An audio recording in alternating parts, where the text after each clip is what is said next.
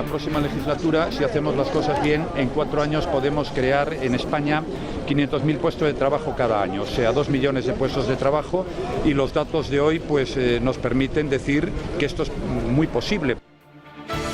Buenas noches. La encuesta de la EPA ha resultado ser el mejor regalo de cierre de legislatura para Mariano Rajoy y para el Partido Popular. Con la caída de casi 300.000 parados menos, el presidente del Gobierno se ha presentado hoy ante la cumbre del PP europeo, cuyos miembros han aplaudido la política económica del Gobierno. Lo analizamos ya en las 5 W. Como reflejan los datos de la EPA referentes al tercer trimestre del año, durante este periodo casi 300.000 españoles que estaban en el paro han vuelto al mercado laboral, situando la cifra total de desempleo por debajo de los 5 millones de personas, con una tasa del 21,18% de la población activa. Buenas noticias también en cuanto a la afiliación a la Seguridad Social. La ocupación sube en 182.200 personas, unos datos que han sorprendido incluso a los miembros del Gobierno. Ocurre a 2 meses de las elecciones generales, baza que sin duda será fundamental para las expectativas electorales del Partido Popular. Hoy Mariano Rajoy ha reiterado que la recuperación del empleo solo es posible aplicando las políticas económicas de su partido. 2 son los beneficiarios de las cifras conocidas hoy. En primer lugar, los españoles que han encontrado trabajo, entre los que destacan los parados de larga duración, que conforman la práctica totalidad de las contrataciones. Menos afortunados son los jóvenes cuya tasa de desempleo sigue por encima del 46%. El segundo beneficiado por la EPA es sin duda el Gobierno de Mariano Rajoy, que ve refrendadas sus políticas de austeridad. Unas políticas que han consistido en flexibilizar el mercado laboral, abriendo las posibilidades legales de contratación de los trabajadores más allá de los marcos de los convenios colectivos. Hemos visto las luces, entre las sombras hoy hay menos ocupados que cuando Rajoy llegó al Gobierno, y reina la temporalidad en los nuevos contratos. Sexta W, ¿qué influencia pueden llegar a tener esta mejora del desempleo en las próximas elecciones generales? Editorial con Eduardo García Serrano.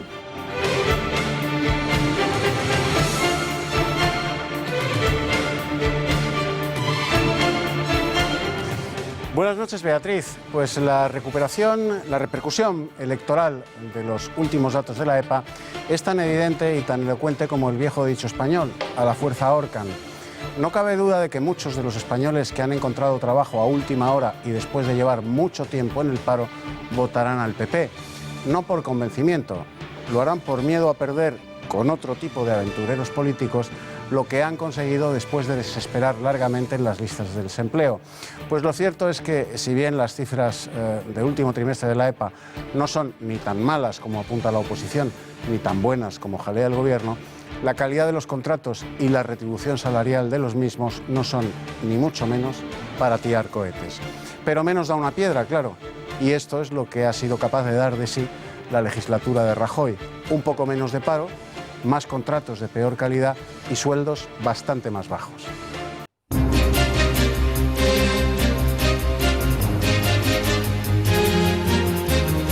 Espaldarazo del PP europeo a Rajoy al alertar del peligro que esconden los populismos. En la cumbre que se celebra en Madrid, el ex primer ministro griego Antonis Samaras ha advertido al electorado que los populismos son un espejismo, que quieren todo para todos. Por su parte, Nicolas Sarkozy se ha mostrado convencido de la victoria de Mariano Rajoy en las próximas elecciones generales. Cher Mariano, querido Mariano, on va revenir a la fin de l'année volvemos avec un aquí a président du finales de gouvernement año espagnol con qui un s'appellera Mariano presidente del Rajoy. gobierno español que se llamará una vez más Mariano Rajoy. Para mí sí. Representaría al Partido Popular. A lo mejor del Partido Popular es el mejor. Para mí sí. Yo creo que sí. Tengo dudas. Lo está haciendo bastante bien, ¿eh? Sí. Pues para mí sí. Es más de cabeza, más que estos nuevos que hay ahora. El fiscal del caso Asunta admite la posibilidad de que Rosario Porto asfixiase a su hija sola, aunque considera indisociable la colaboración de Alfonso Basterra en el crimen. Para la Fiscalía, el padre de Asunta fue más listo y se buscó una coartada.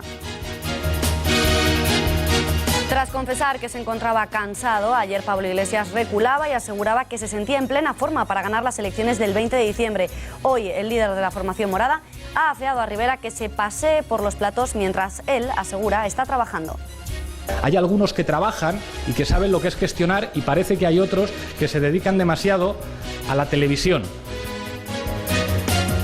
Prisión incondicional sin fianza para el tesorero de Convergencia por el presunto cobro de mordidas del 3%. Según han informado fuentes jurídicas, el magistrado ha acordado esa prisión incondicional para Viloca, tal y como había solicitado la Fiscalía Anticorrupción. Una decisión que el abogado de Viloca ha considerado exagerada. Hablaremos de todo ello con el abogado penalista Juan Ignacio Fuster Fabra, de Fuster Fabra Abogados. Y en los deportes, Juanma Pérez Noya, muy buenas noches. ¿Qué tal? ¿Resaca de los partidos de Champions de ayer? Sí, 3 partidos muy importantes en los que hubo suerte desigual para los equipos españoles. El Real Madrid ganó, también lo hizo el Atlético de Madrid. Sin embargo, el Sevilla se dejó remontar después de ir venciendo en Manchester. Estamos viendo al Real Madrid, alguna imagen de ese partido, precisamente en el Parque de los Príncipes. El Real Madrid empató, pero dejó muy buena imagen a pesar de tener muchas bajas. El Atlético ganó con un gol de Jackson Martínez, que se estrenó, y como decimos, el Sevilla perdió. En el tiempo de deportes ampliaremos información y también sabremos mucho más de esa polémica denuncia acerca del clásico español.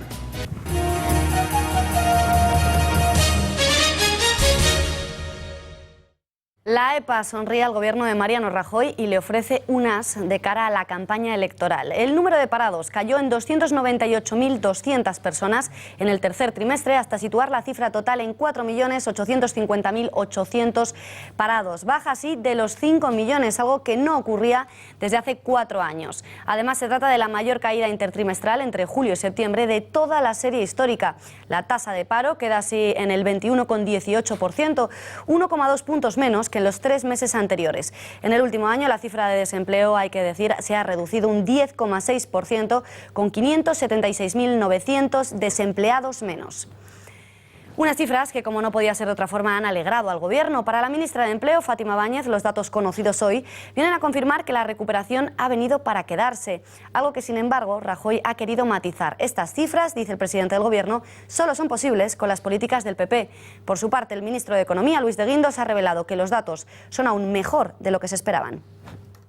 Yo he dicho que en la próxima legislatura, si hacemos las cosas bien, en 4 años podemos crear en España 500.000 puestos de trabajo cada año, o sea, 2 millones de puestos de trabajo, y los datos de hoy pues nos permiten decir que esto es muy posible. Pero yo creo que esta es una EPA muy buena y mejor de lo que esperaba el Ministerio de Economía cuando yo hice las proyecciones de 600.000 puestos de trabajo y una caída del paro de 650.000.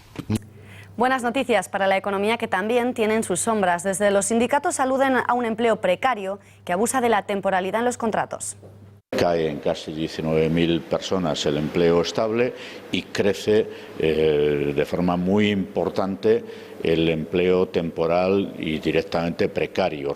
El empleo que se genera en este trimestre profundiza en la tendencia del empleo de mala calidad. Todo el empleo que se ha generado en el tercer trimestre es de carácter temporal y a su vez se destruye empleo indefinido. Mariano Rajoy se marcha dejando 436.000 parados menos que cuando llegó a la Moncloa. En concreto, cuando el Partido Popular ganó las elecciones, la cifra de desempleo se situaba en los 5.200.000 parados frente a los 4.850.000 de hoy. La razón de tal descenso podría estar en la caída de la población activa. Sin embargo, no todo son buenas nuevas para el Ejecutivo Popular. La ocupación es hoy menor que la que encontraron en 2011. Si miramos las cifras, a fecha de hoy hay 104.300 ocupados menos que al inicio de la legislatura.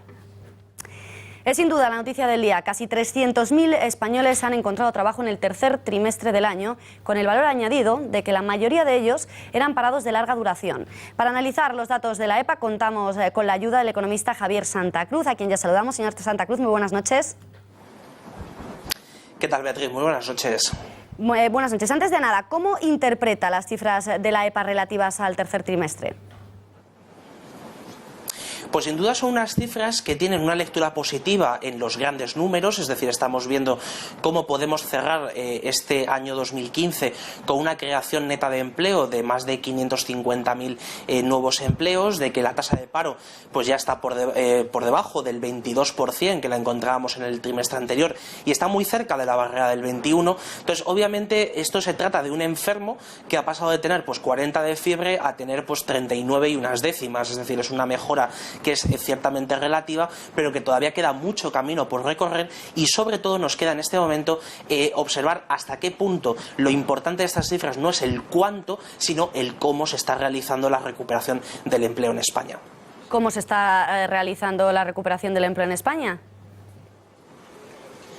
Pues se está haciendo en primer lugar con una explosión. Hemos visto en el tercer trimestre un incremento muy importante de la contratación de la contratación temporal, es decir, está subiendo a tasas de más del 10% en términos interanuales. Además, estamos viendo cómo una muy buena parte de los contratos se están destruyendo. Por ejemplo, en el mes de agosto, las cifras finales del mes de agosto veíamos cómo en un solo día se habían rescindido pues cerca de 200.000 contratos que se habían firmado a tiempo parcial y también de naturaleza temporal, y por tanto la contratación indefinida, que es donde vemos uno de los indicadores más importantes, aunque efectivamente está creciendo y lo está haciendo a un ritmo apreciable, aproximadamente cercano al 3%, una muy buena parte de ella se hace con contratación indefinida, pero a tiempo parcial. Es decir, el empleo se está segmentando. Lo que se hace es, donde antes había en una empresa un puesto de trabajo cubierto por una persona con un contrato fijo y a tiempo completo, ahora se contrata entre 2 y 3 personas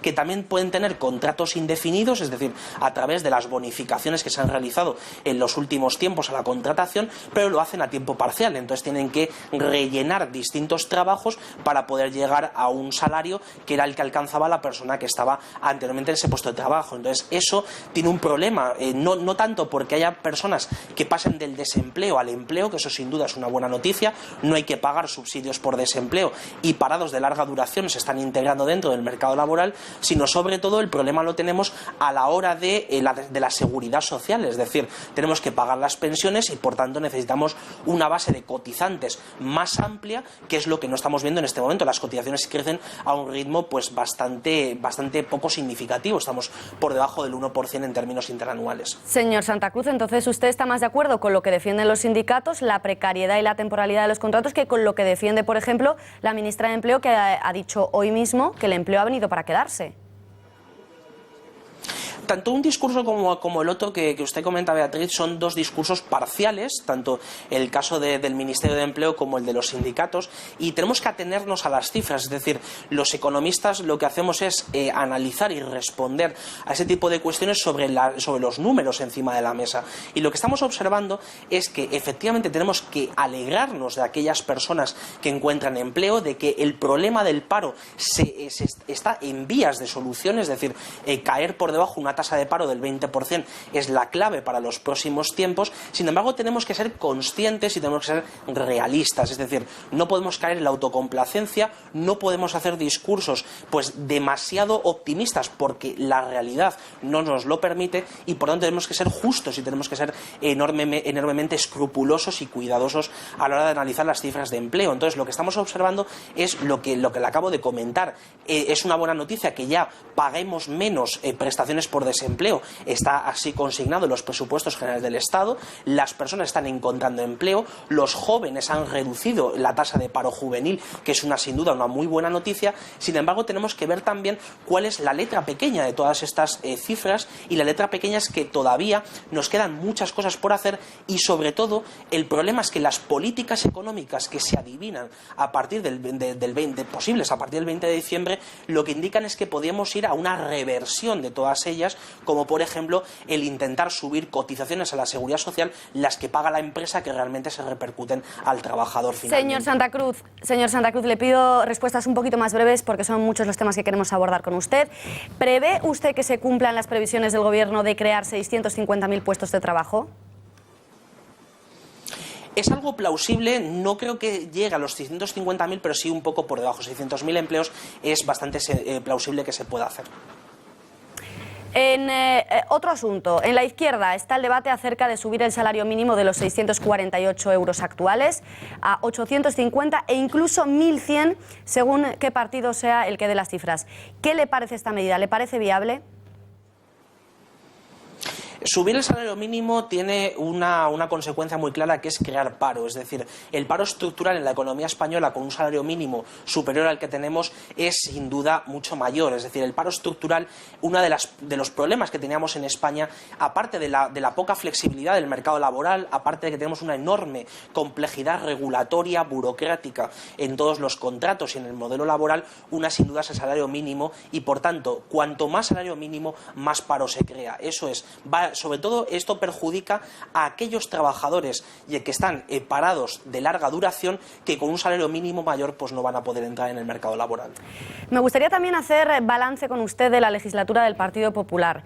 ¿Cree que estamos económicamente mejor de lo que estábamos en el año 2011, como defiende el Gobierno?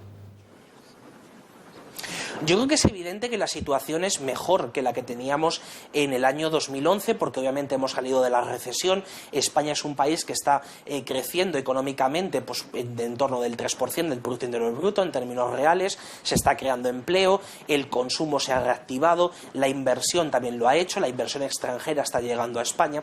Sin embargo, este balance, que es una comparación entre las cifras de lo que tenemos en 2011 y lo que tenemos en 2015, no podemos olvidar de que partíamos de una situación en la cual el año 2012 fue uno de los peores años de la crisis económica, cuando se destruyeron más de 800.000 puestos de trabajo y un momento en el cual España entró nuevamente en recesión. Entonces, España está mejor en este momento que lo estaba en 2011-2012, sin embargo hay muchísimas cosas que no se han hecho, muchas cosas que se han postergado a la siguiente legislatura y muy probablemente a generaciones sucesivas, como es el caso de la reforma de las pensiones, y por tanto tenemos que fijarnos no tanto en cuánto está creciendo la economía española, sino cómo lo está haciendo, cuál es la sostenibilidad en el largo plazo de ese crecimiento y si España va a ser un país capaz de poder generar en este momento lo más importante para una economía, que es primero el ahorro, es decir, poder ahorrar para así poder invertir y poder generar puestos de trabajo, y en segundo lugar que los empleos sean cada vez más productivos. La productividad es, sin duda, sigue siendo la mayor de las asignaturas. Señor Santa Cruz, nos quedamos sin tiempo muy brevemente. Decía usted que hemos hecho muchas cosas, que otras no se han hecho. ¿Ha hecho España lo que tenía que hacer para evitar volver a tener un modelo productivo basado en el ladrillo, motivo por el cual nos dimos el guantazo en 2008? No hemos hecho lo suficiente y lo vamos a ver en los próximos tiempos, como hasta qué punto España tiene que hacer muchas más cosas de las que ha hecho en estos últimos 4 años. Señor Santa Cruz, pues muchísimas gracias. Esperemos seguir por esta senda, por este camino de recuperación. Muchas gracias por haber atendido a los micrófonos de este informativo y muy buenas noches. Muchísimas gracias, buenas noches. Cambiamos de asunto. Mariano Rajoy tendrá que hablar de algo más que economía en la entrevista que ha confirmado para el próximo lunes. Ana Blanco preguntará al presidente del Gobierno en directo desde Torre España, pero no será la única. 12 ciudadanos tendrán la oportunidad de lanzar sus cuestiones a Mariano Rajoy, al presidente. No obstante, las cuestiones de los ciudadanos ya están grabadas, por lo que se limita cualquier sorpresa en directo y desaparece cualquier opción de réplica al presidente. Al modo de tengo una pregunta para usted, el presidente deberá responder a cuestiones cotidianas, polémicas e incómodas. Esperemos que en esta ocasión sí reconozca su letra. Vamos a ver. A ver si es capaz de contestar en un minuto. Sí, es que me ha pasado una cosa verdaderamente notable, que lo he escrito aquí y no entiendo mi letra. Y a quien parece que cada vez será menos habitual encontrar por los platós de televisión es a Pablo Iglesias tras su fracaso en el debate con Albert Rivera. Tras confesar que se encontraba cansado, ayer Pablo Iglesias reculaba y aseguraba que se sentía en plena forma para ganar las elecciones del 20 de diciembre. Hoy el líder de la formación morada ha afeado a Albert Rivera que se pasee por los platós, dice, mientras él asegura está trabajando.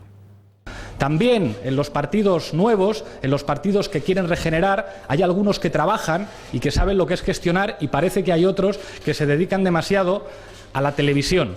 Nosotros no estamos en política solamente para salir en televisión, estamos en política para cambiar las instituciones. El presidente del Gobierno y del Partido Popular, Mariano Rajoy, ha clausurado hoy el Congreso del Partido Popular Europeo que está celebrando en Madrid. La canciller alemana, Angela Merkel, ha trasladado su agradecimiento al presidente del Gobierno por haber cogido el toro por los cuernos, dice, con medidas difíciles para lograr que España vuelva al crecimiento, y le ha deseado lo mejor de cara a las elecciones generales del próximo día 20 de diciembre. Durante su discurso ha destacado la eficacia de la gestión de Mariano Rajoy para superar el duro golpe que asestó a todos, dice, y la crisis financiera y el legado que tuvo que asumir cuando llegó al Gobierno. Por su parte, Rajoy ha sacado pecho de su gestión, asegurando que apenas 4 años después no solo nos hemos rescatado a nosotros mismos, no solo hemos mantenido también los pilares del estado de bienestar, sino que también hemos demostrado que lo que funciona son las reformas y no la parálisis reformista. Habéis cogido el toro por los cuernos, habéis tomado decisiones muy difíciles, introducido medidas difíciles y ahora mismo se puede decir que hay 1 millón más de puestos de trabajo. Hay buenas noticias ahora mismo de un gran crecimiento, más crecimiento y bueno, todavía queda mucho por hacer, pero por fin los ciudadanos ven que se consigue avanzar, que se progresa, así que te quisiera dar las gracias y os deseo todo lo mejor para todo lo que os depara el futuro. Cambiamos de asunto y miramos hacia la Gürtel. Francisco Correa confesó por escrito que durante años él fue la persona que recaudó personalmente las comisiones ilegales para el Partido Popular. Mordidas del 2 o el 3%, que según esta misma confesión entregaba siempre en mano a Luis Bárcenas. Esa confesión la publica el diario.es y Correa la escribió cuando estuvo a punto de llegar a un acuerdo con la justicia para reducir su pena. Sin embargo, al final dio marcha atrás. Correa desmiente ahora en un comunicado que eso sea acierto y achaca su confesión a un mal asesoramiento. Vale. 85 páginas de confesión en las que, entre otras cosas, Correa reconoce que él se encargaba de recaudar las comisiones entre los empresarios, mientras que el extesorero del partido, Luis Bárcenas, lo hacía con los políticos. ¿Qué más dice el escrito? Eurico Campano, muy buenas noches. Bueno, pues traza una historia de cuál ha sido su papel durante estos años, cómo llega Correa al Partido Popular. En 1993, Luis Bárcenas la llama y le pide presupuesto por organizar un mitin. Este le contesta que por 1.800.000 pesetas se lo hace. De esa cantidad, eso sí, 450.000, un 25% serían para él, para Correa. Álvarez Cascos es informado por Bárcenas del precio y da saltos de alegría porque el presupuesto más barato que tenía eran 11 millones. Resultado, Correa contratado. En 1996 tenemos ya siempre, según la confesión de Francisco Correa, la trama organizada, donde Luis Bárcenas era el jefe, Correa el intermediario y los responsables de las distintas constructoras de la obra civil que les adjudicaban las administraciones públicas, los Paganinis. Una trama que salpicó a varias comunidades, en especial a Valencia, donde Correa sitúa a Francisco Camps como el jefe y a Álvaro Pérez, el Bigotes, el que se hizo amiguito del alma de Camps, como el muñidor necesario para que operaciones como la de forrarse, presuntamente, con la visita del Papa y su retransmisión por Canal Nou u otros fueran posibles. Habla Correa también de Andalucía, donde cita a Isidro Cuberos, un hombre de la absoluta confianza de Javier Arenas, su director de comunicación, como recipendiario de una comisión de 15 millones de las antiguas pesetas para crear una agencia de comunicación. Y en Madrid, dice Correa que Fundescam, una fundación ligada al PP madrileño que presidió, por cierto, doña Esperanza Aguirre Gil de Viedma, fue la que pagó el tamallazo que le birló la presidencia al socialista Simancas en 2003 y se la regaló a Aguirre, y señala municipios afectados por la trama como Pozuelo, Boadilla, Arganda del Rey o Majadahonda. Lo están viendo en sus pantallas, es el hombre del momento, el más perseguido, el primer ministro húngaro, Viktor Orbán, al que esta casa ha tenido el placer de entrevistar en exclusiva, único medio, única televisión en España que le ha entrevistado. Será en El Gato al Agua esta noche cuando podrán ver esa entrevista a Viktor Orbán. Todo lo que nos ha respondido, sin duda, ha dejado muchísimos titulares y les adelanto, por ejemplo, uno: Europa vive una verdadera invasión con los inmigrantes. Es importante escuchar la opinión de Eduardo García Serrano. Eduardo, ¿qué te parece el presidente húngaro Viktor Orbán?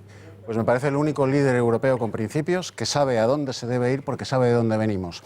El presidente húngaro ha concedido solo una entrevista televisiva y ha sido a esta casa, Intereconomía Televisión, que emitirá esta noche en El Gato al Agua la conversación mantenida por Viktor Orbán con nuestro compañero Gonzalo Vans. En ella el presidente Orbán da las claves morales y filosóficas, políticas y sociales, antropológicas y culturales que han conducido a Europa en particular y a la civilización occidental en general al proceso de decadencia en el que estamos inmersos porque hemos renunciado individual y colectivamente a aceptar de dónde venimos, qué nos construye y cuál es nuestro papel en el mundo. El relativismo y el nihilismo, aderezados de un sentimentalismo suicida, son los códigos que han hecho de Europa un continente sin rumbo, cuya falta de principios, de objetivos y de misión se ha evidenciado en la crisis provocada por los flujos de refugiados musulmanes procedentes de Siria. Viktor Orbán fue el primero en dar la voz de alarma. La Europa nihilista le satanizó hasta que comprobó que el presidente húngaro tenía razón. No se pierdan esta noche la entrevista con Viktor Orbán, el único líder europeo con principios. Gracias, Eduardo. Yo, desde luego, no me la voy a perder. Se lo repito, será a las 11, a partir de las 11 de la noche, esta noche en El Gato al Agua. No se lo pierdan. De momento les mostramos este adelanto.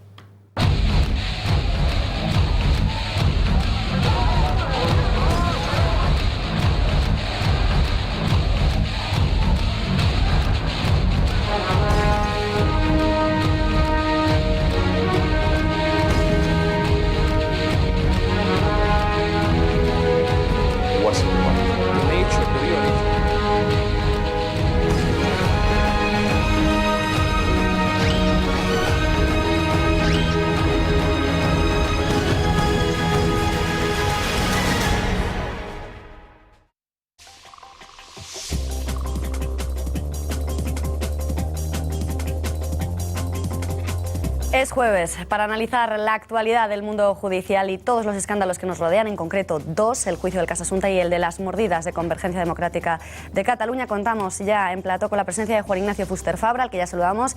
Muy buenas noches, señor Fuster Fabra. Muy buenas noches. Como decíamos, dos son los casos que vamos a abordar en los próximos minutos: las últimas detenciones relacionadas con el caso del 3% de Convergencia y la recta final del juicio del caso de Asunta. Comenzamos con el primero. Si ayer abríamos el informativo con la detención del tesorero de Convergencia, hoy hemos conocido que el juez ha decretado prisión incondicional sin fianza. El abogado de Viloca, del tesorero, opina que esto es una decisión absolutamente exagerada. ¿A tu juicio es exagerada o es sensata?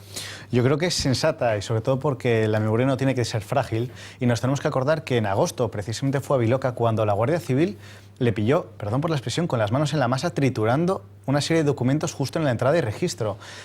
¿Cuál es la finalidad de esta prisión incondicional y sin fianza? Básicamente que, en este caso el tesorero, no pueda realizar actos los cuales puedan perjudicar a la investigación, no pueda eliminar pruebas, no pueda modificar incluso pruebas y no pueda interferir en la investigación de la Guardia Civil y de la Fiscalía. Y en el caso, ¿cómo influye esto de que le pillaran, como decías, con las manos en la masa destruyendo documentos? ¿Esto queda reflejado y tiene algún tipo de agravante dentro del juicio o no? Bueno, en la propia instrucción se va a ver que efectivamente que haya hecho una serie de actos encaminados a eliminar indicios que pueden derivar en pruebas, llevan claramente a que la condena pueda ser incluso más dura o más fehaciente en el caso de que se demuestre que esos supuestos negocios ilícitos se hayan cometido.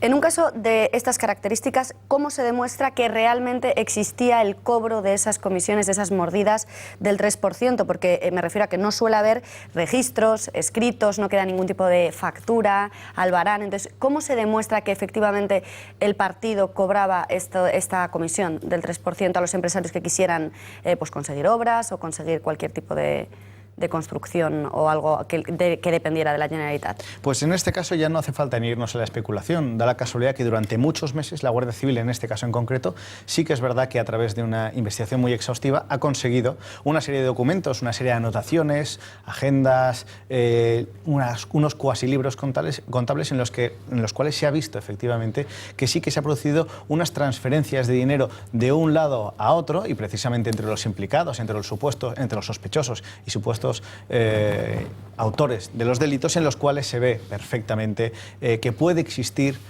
esas comisiones pagadas para adjudicaciones de unos contratos, que sería de esa manera ilegal. Bueno, y por otro lado también lo declarado por empresarios. Hoy han sido detenidos 11 empresarios más. ¿Crees que alguno de estos empresarios va a confesar que efectivamente sí pagó esas comisiones y que se lleva haciendo durante, o por lo menos presuntamente llevaría haciéndose desde tiempos de Pujol? ¿Crees que algún empresario lo va a decir en el marco de esta operación Petrum? La estadística nos dice que generalmente cuando hay muchos imputados, y en este caso estos imputados son empresarios que tienen una implicación muy importante dentro del procedimiento, porque todo lo que digan va a vincular a la demostración de esos posibles ilícitos. La estadística nos dice que siempre existe la posibilidad de que dentro de ese amalgama de empresarios, incluso pudiendo llegar a un cierto acuerdo con la Fiscalía, pudiendo llegar a un acuerdo con la autoridad judicial, pues sí que es verdad que puedan declarar y puedan dar una serie de pistas y una serie de indicios y pruebas al final que ayuden a la resolución del caso.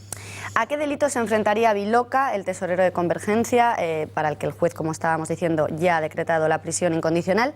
¿Y qué penas acarrea en caso de que se demuestre que efectivamente es culpable de los delitos que se le acusa? Bueno, estamos ante el paradigma de los delitos de corrupción. Prácticamente abarca a todos. Tiene delitos de cohecho, de prevaricación, financiación ilegal de partidos políticos, tráfico de influencias, alteración de concurso y subastas públicas y blanqueo de capitales. Todos estos delitos, independientemente de que luego se establecerá un concurso y se averiguará cuáles son los delitos en concreto por los que se le condena, vienen aparejados penas de prisión, penas de inhabilitación y penas de multa, lo cual es el paquete completo dentro del espectro de los delitos de corrupción. Vamos, que no le ha quedado ni uno en caso de que se demuestre. Señor Fuster Fabra, mañana comparecerá Artur Mas en el Parlamento catalán, lo ha anunciado, además lo ha pedido él voluntariamente para dar explicaciones sobre toda esta presunta trama de financiación ilegal de su partido. Ayer en lo que parece era un aperitivo, decía que se sentía presa de caza mayor, aseguraba que la operación respondía a intereses, a tratar de enturbiar todo este desafío separatista que están llevando a cabo. Por un lado, ¿qué le parece esta declaración de Artur Mas? Y por otro, ¿podemos intuir que sus explicaciones de mañana vayan por el mismo camino? Hacerse a lo mejor el victimista y no reconocer nada de todo lo que se les acusa a él y a su partido. Bueno, quizás en este caso tendríamos el titular, que sería: frente a la obviedad tenemos la respuesta del absurdo. Y es lo que ha hecho Artur Mas y lo que hizo en su momento y seguirá haciendo. A la segunda respuesta paso rápidamente a contestarle. Estoy totalmente convencido de que mañana volverá a decir que la culpa es de la caza de brujas que tiene el Estado con respecto a Convergencia y con respecto a él, cuando lo que realmente tenemos, y permítame la expresión, es un asunto en el cual es como si fuera un envasado que tiene forma de leche, huele a leche, sabe a leche, y que al final todos lo que estamos viendo es que efectivamente es leche. Por lo tanto, este asunto tiene toda la pinta de haber una deriva de corrupción a través de una serie de comisiones. Hay tantas pruebas, hay tantos indicios, tantos dedos acusando y marcando, que al final lo que vamos a descubrir es que efectivamente sí que cabe mucha posibilidad de que exista estos delitos y que Artur Mas tenga que responder de verdad frente a estas acusaciones. Bueno, pues lo veremos. Se lo decíamos al inicio del corruptómetro. También es necesario hablar del caso Asunta. Jornada clave hoy porque la Fiscalía ha cambiado su criterio. Ahora contempla la posibilidad, señor Fuster Fabra, de que no hayan sido los dos padres los autores materiales, hay que dejarlo claro, y que tan solo Rosario Porto fuera la que se encargara de asfixiar a su hija. Eso por un lado. Dice que ha podido ser esto opción A, pero abre una opción B, que dice que también podrían haber sido los dos padres. Sin embargo, dice, bueno, Basterra ha sido más listo porque se ha buscado una coartada. A mí me sorprenden varias cosas. ¿Por qué ahora, al final de todo, cuando él había mantenido desde el principio que habían sido los dos padres, por qué ahora cambia y dice que podría haber sido solo Rosario Porto? Y por otro lado, ¿no crees que al plantear estas dos teorías al jurado es como que se difumina y parece que es que ni la Fiscalía tiene claro lo que pasó y, no sé, como que pierde peso?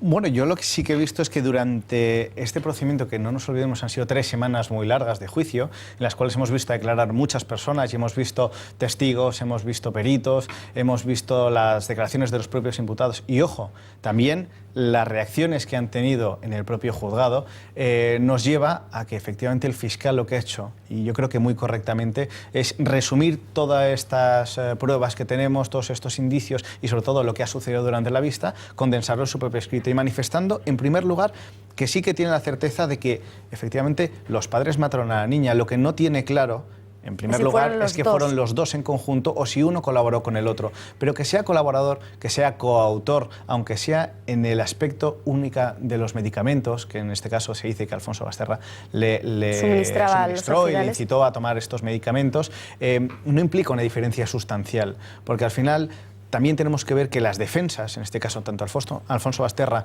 como Rosario Porto, no han tenido la capacidad ni han sabido a ciencia cierta poder desvirtuar esa carga que tenían, es decir, esas pruebas que iban contra ellos. Todo ha sido muy vago, ha sido tan laxo que es imposible. A eso quería ir, porque claro, hoy la defensa de Rosario Porto, por ejemplo, se ha agarrado a esto, se ha aferrado a esto, ha dicho, refiriéndose al jurado, ha dicho, bueno, no se ha demostrado nada, no se ha podido demostrar la hora a la que la niña fue asesinada, no se ha podido demostrar tampoco quién la asesinó, ni si fue asfixiada, ni tampoco se ha comprobado que la cuerda, aunque era la misma, fuera exactamente la misma, perteneciente al mismo rollo. Entonces, con que consiga sembrar dudas en 3 o 4 miembros del jurado, esto bastaría para que ya Rosario Porto quedase libre, ¿no es así? Bueno, es verdad que ahora está todo en la mano del jurado y que son ellos quienes tienen que decidir, pero sí que es verdad que yo entiendo que no solo el alegato de la abogada de Rosario Porto es la que tiene que pesar, sino tiene que pesar el conjunto de todo el juicio. Me niego y me resisto a pensar que solamente por un alegato vayan a tomar una determinación. Creo que hay muchos más aspectos en los cuales se puede comprobar que efectivamente este asunto, con sus claros y con sus oscuros, pues en este caso sí que tiene una determinación bastante importante en cuanto a quién cometió los hechos y cómo los podía cometer, porque sobre todo no han conseguido desvirtuar su presunción de inocencia desde el primer minuto ni Alfonso Basterra ni Rosario Porto. Clarísimo. Nos acompaña ya en la mesa de este informativo Juanma Pérez Noya. Juanma, te adelantas porque hay novedades también en el terreno judicial, pero respecto a lo deportivo. Exacto. Además, para agradecer la presencia de Fuster Fabra también para ilustrarnos en este caso que ha sido noticia hoy en la prensa deportiva, ya incluso lo fue anoche. La denuncia ante la Fiscalía Anticorrupción de Barcelona y ante la Guardia Civil por parte de un letrado catalán que afirma que se ha puesto en contacto con él un linier de uno de los principales árbitros de la Liga Española para manifestar que en caso de que arbitrase el próximo Madrid-Barça, le han dado instrucciones desde el propio comité de árbitros para que favorezca al Real Madrid y perjudique al Barcelona. Es un caso que en estos momentos está siendo la portada de todos los medios nacionales e incluso algunos internacionales, y queríamos preguntarle para saber exactamente, en primer lugar, ¿ha hecho bien este letrado llevando este caso ante la Fiscalía Anticorrupción catalana y también ante la Guardia Civil? ¿Es el procedimiento adecuado? Bueno, voy a ser un poco de abogado del diablo y tampoco voy a evaluar lo que tiene que haber hecho un compañero o no, pero sí que voy a manifestar una cuestión que creo que es muy importante. El derecho penal, que es de lo que se ocupa precisamente estos asuntos, tiene que ser un derecho que tiene que dar garantías y tiene que dar cobertura absolutamente a todo aquel que denuncie, el que denuncia y el que es denunciado. En este caso no se pueden formular denuncias anónimas ni denuncias vagas sin ningún fundamento. A mí lo que me hubiera gustado ver es detrás de esa denuncia nombres, datos, documentos y sobre todo hechos y circunstancias que sean las que determinen si de verdad se va a cometer o no se puede cometer un ilícito. En este caso son rumores, es como si cualquiera de los que estamos en esta mesa decidamos ir a por una denuncia porque alguien nos ha contado que parece ser que dicen que en un supuesto momento se va a producir un supuesto delito. Hay que ser mucho más concreto. Sí, porque de hecho hay que aclarar que este abogado en ningún caso ha dicho quién es el árbitro asistente que se ha puesto en contacto con él y de hecho se ha negado a comunicar su nombre. ¿Hasta qué punto puede mantener el anonimato al denunciante? Ya no de cara a la opinión pública, sino de cara a las instituciones judiciales. En el momento que se intente judicializar este asunto, en ese mismo momento tiene que llamar el juzgado, en el caso de que llegue a una instancia judicial, el juzgado tiene que llamar a aquel que haya interpuesto la denuncia y le tiene que interrogar, le tiene que preguntar, le tiene que decir el porqué de esa denuncia y sobre todo en qué lo basa y en qué pero entonces sustenta. no vale de nada que la denuncia sea anónima, ¿no? Porque si antes o después tienes que dar la cara. Efectivamente, y sobre todo en este caso que es una imputación tan grave, estamos hablando de un delito muy grave en este caso porque es una corrupción además dentro del ámbito del deporte y que puede influir claramente en un partido, que esto viene aparejado además con apuestas, viene aparejado con un montón de circunstancias que es muy importante y que se tiene que delimitar. No puede ser una denuncia al aire, ni puede ser simplemente una denuncia vacía de contenido, tiene que ir con datos. ¿Cuál es el recorrido entonces que puede tener este proceso, teniendo en cuenta que el único hecho probatorio,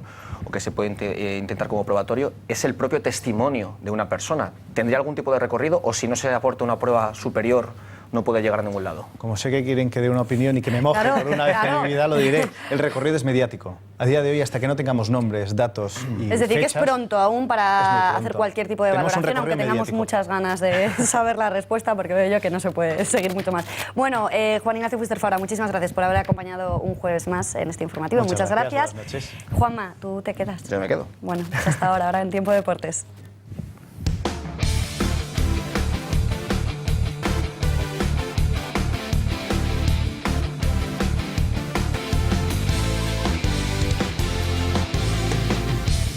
Bueno, Juanma, esto parece el juego de las sillas, pero seguimos ampliando información. Ahora sí, cuéntanos más información al respecto de esta denuncia, efectivamente, de esta denuncia que copa toda la información nacional, la información deportiva e incluso del que se han hecho eco los medios extranjeros. Principalmente, en este caso, donde ha tenido más ruido y más recorrido ha sido en Cataluña. La prensa catalana hoy sale hablando principalmente de este tema, ha causado mucho revuelo y ha llegado hasta las altas instancias del Fútbol Club Barcelona. Vamos a escuchar cómo la vicepresidenta económica del club ha comparecido hoy ante los medios y ha dicho que de confirmarse esta denuncia sería muy peligroso para la propia Liga Espanyola.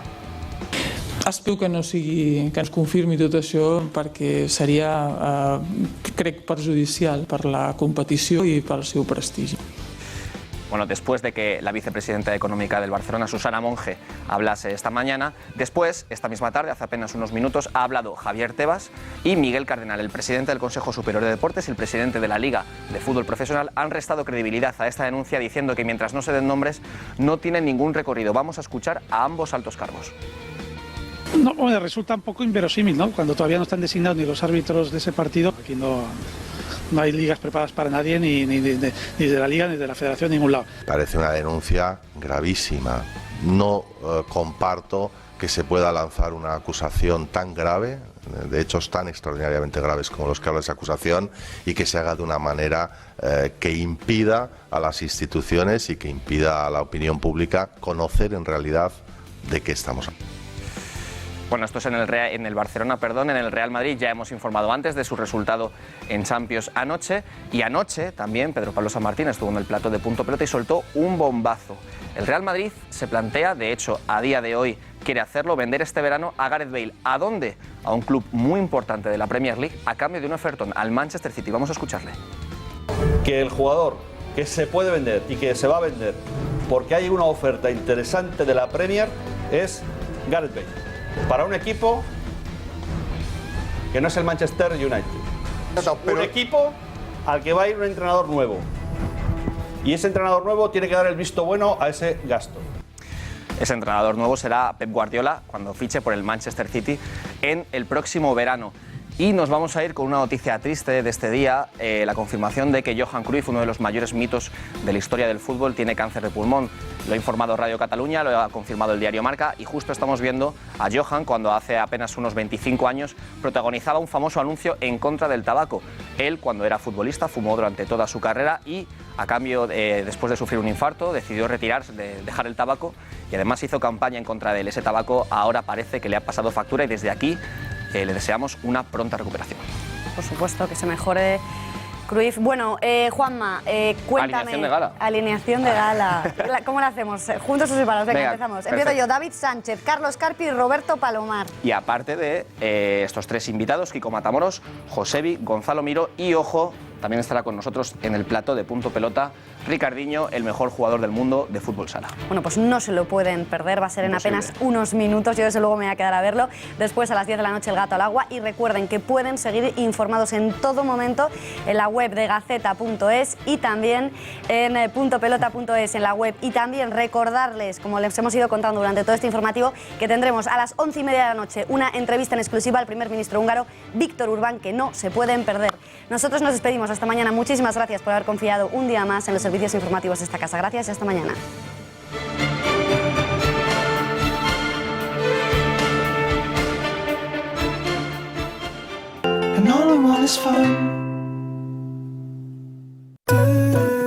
El verde te relaja. El azul te transmite confianza y seguridad. En CaixaBank verás la vida de otro color. Con el pack multiseguros tendrás todos tus seguros en una sola cuota mensual sin coste adicional. Y además podrás disfrutar de hasta 3 meses gratis. CaixaBank, tú eres la estrella. Una velada en Restaurante Portonovo se transformará en un momento especial en nuestros salones o en nuestra terraza, disfrutando de nuestros platos que le evocarán los sabores y las texturas del mar de la tierra de Galicia.